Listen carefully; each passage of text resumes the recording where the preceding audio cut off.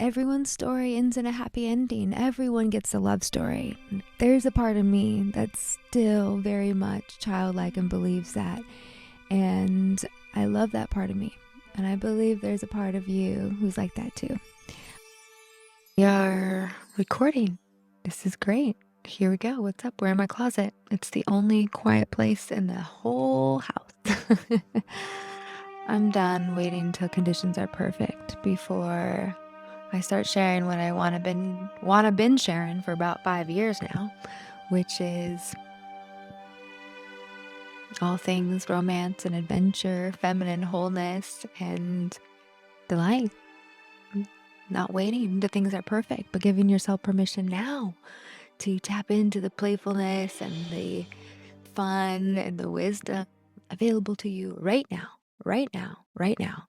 So we're just going to see how this goes. It's really intimate, this space. Though our stories and our lives may be different, I know our hearts are kindreds. I believe both you and I, we long for a truly radiant and meaningful life.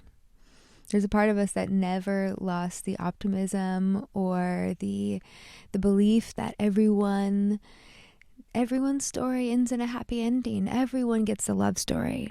There's a part of me that's still very much childlike and believes that. And I love that part of me. And I believe there's a part of you who's like that too. A part of you that desires a truly radiant and meaningful life and believes that we're made for it. And it's headed for us. Each one of us who dare to walk this path. So I just want to speak to those who are feeling you're in a valley of some kind. Maybe you've been stuck in a rut for a long time and you're wondering when it's going to lift. Or you're going through a dark night of the soul, yet another dark night of the soul, or some type of real crisis, circumstances in your health, in your relationships, in your career. So this is for you. A valley is a place where we cannot see very far.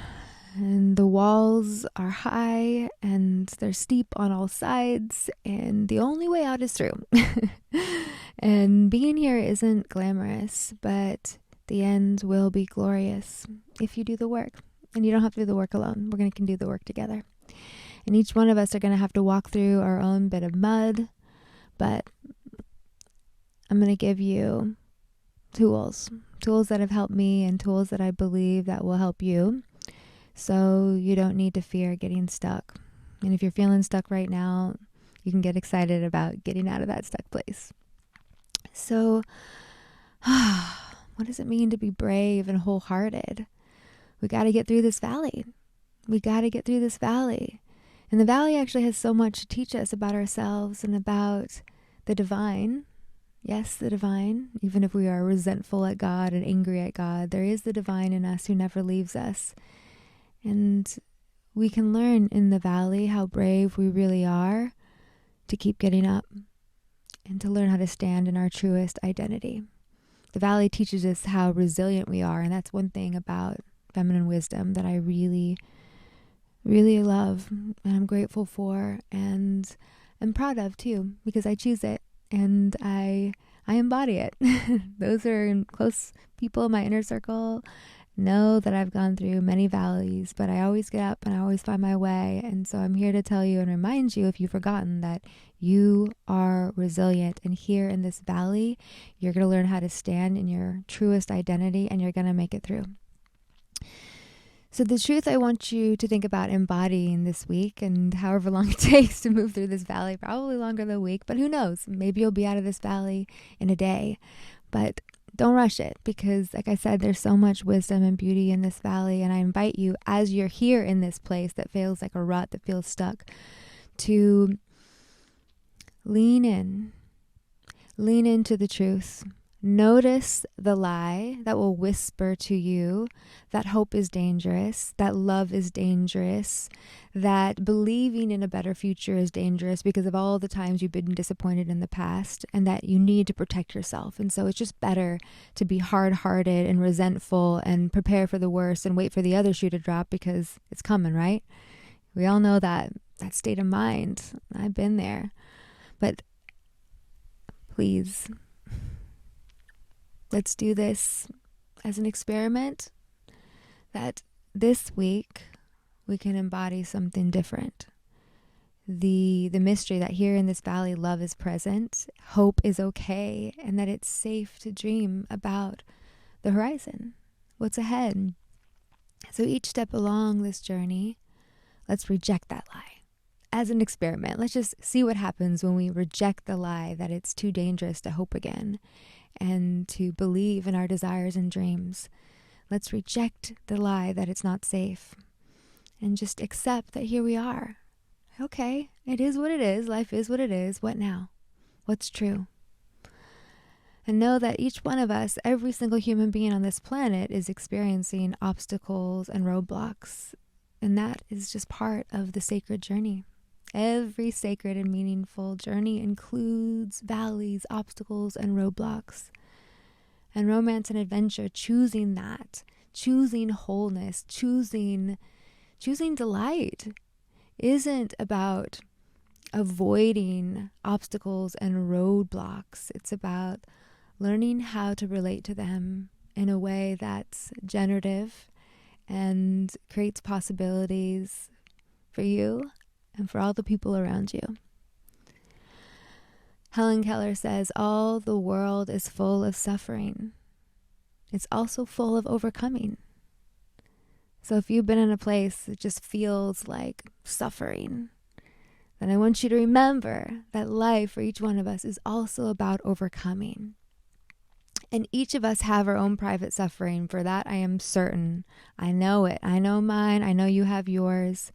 And each one of us have our stories of pain and loss too. But most importantly, though, each one of us also has our own destiny for overcoming. This is the fullness of the story that we're made to live. And indeed, just by being who you are, just by being here, you're already unfolding its pages. This story that has a very good ending. So when we learn how to overcome the obstacles and roadblocks that have habitually held us back, we discover that we are more powerful than we ever imagined, and that we are capable to create the life that we imagined when we were kids. Isn't that great?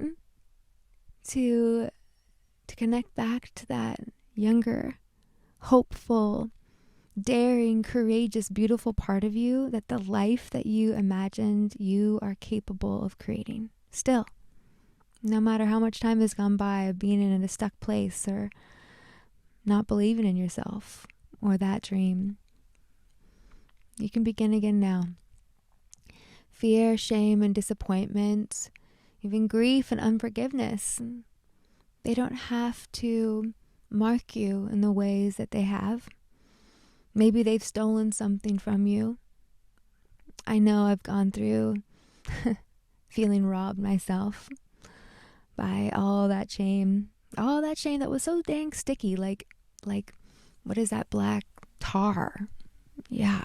So if you find yourself stuck and bumping your head against the same glass ceiling, wondering why am I here again and again? Why? Where's my freedom?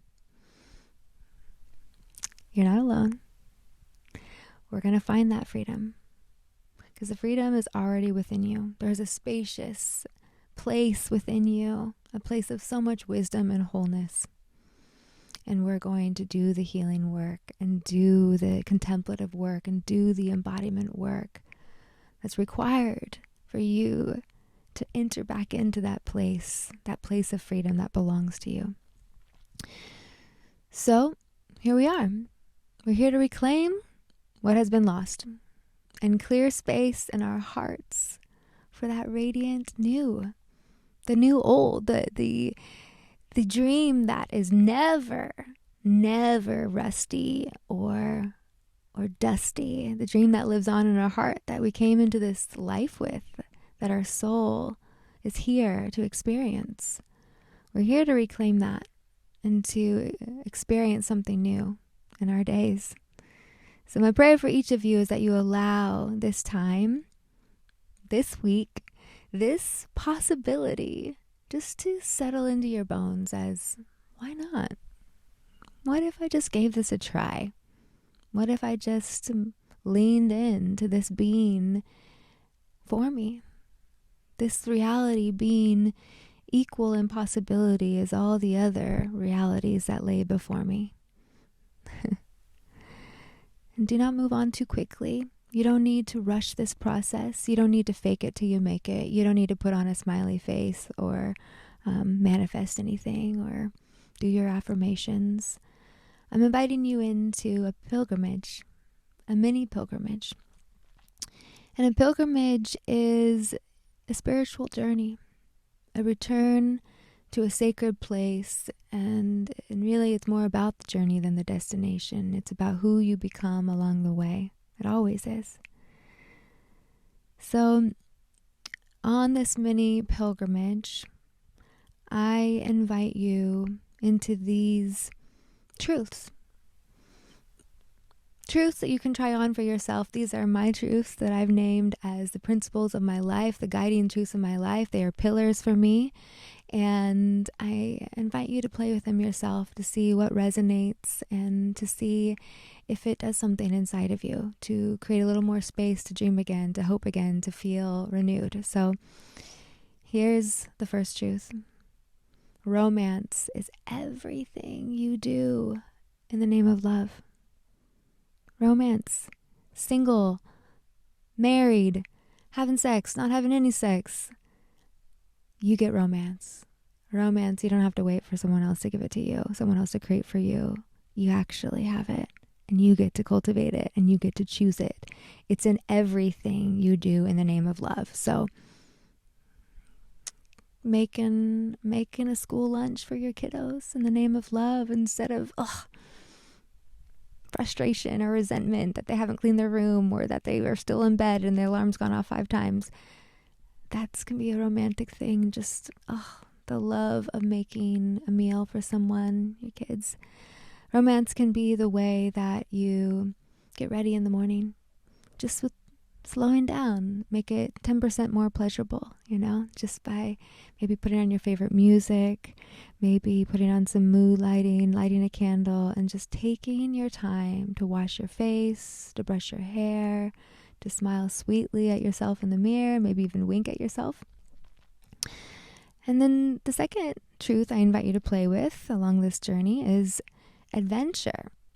Adventure is anything you do bravely for the sake of love. It could be a huge adventure. I know for me it has been to choose hope again after disappointment, to choose getting up when you feel like just staying down. So see that you don't have to travel far and wide. You don't need money for a plane ticket to experience adventure. The biggest adventures of our life are inward adventures when we show up for ourselves and others bravely for the sake of love. Okay, well, I think that's enough for today to get you started. And this is what I'm going to be bringing to you for the next several weeks. Just some thoughts on coming out of the valley, moving on through the dark spots, dark seasons that are just lingering a little too long and maybe not doing anything for you anymore. And you're actually really ready to move into the next season of your life, but you're not sure how, and it's just gotten kind of comfortable to be here, as miserable as it is.